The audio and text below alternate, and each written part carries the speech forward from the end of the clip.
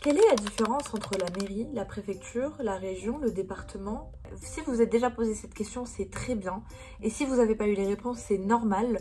Puisque cette histoire d'organisation administrative, c'est un enfer à comprendre. Mais je vous assure, c'est pas si compliqué que ça. Alors pour comprendre l'organisation administrative française et pour comprendre pourquoi il y a un préfet, pourquoi il y a un maire, il faut remonter un petit peu au Moyen-Âge. L'État français, pendant le Moyen-Âge, avait une organisation particulière.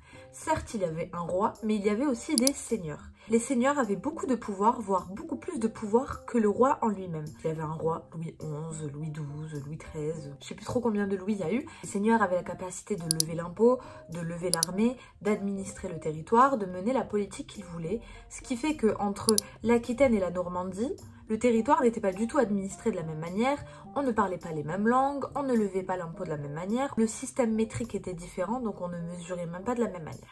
Sauf qu'arrive Louis XIV et il décide clairement de changer la donne et il en avait marre de voir la France divisée et de voir que certains seigneurs avaient plus de pouvoir que lui. Et c'est pour ça qu'il devient le grand monarque absolu, celui qui détient tous les pouvoirs et qui administre toute la France. Ce qui fait qu'à partir de Louis XIV, seul Versailles et seul le roi prenaient des décisions pour l'entièreté de la France. En 1789, les révolutionnaires décident d'aller encore un petit peu plus loin dans ce raisonnement. En effet, l'État administre depuis Versailles et depuis Paris, et les révolutionnaires se sont rendus compte que administrer tout un territoire vaste comme celui de la France à partir de Paris, ça a créé des inégalités, et c'est là que sont créés les départements. Le but, c'était de découper la France en départements de taille égale, ou en tout cas de population égale, de permettre ainsi à chaque citoyen d'avoir le même accès aux administrations, peu importe sa localisation sur le territoire. Et c'est là que sont créés les préfets.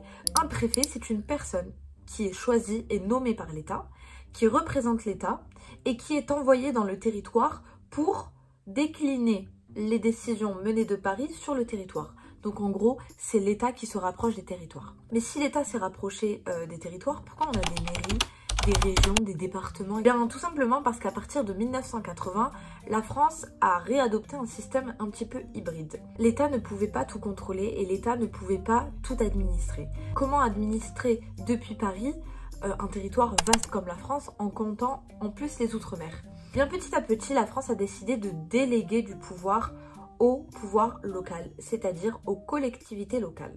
Ce sont des administrations indépendantes de l'État, élues par le peuple. Le citoyen va élire son maire avec les élections municipales, va élire son président départemental avec les élections départementales et va élire son président de région avec les élections régionales. Ces trois niveaux, donc mairie, département et région, vont s'occuper d'administrer localement le territoire sur des compétences précises qui ont été léguées par l'État.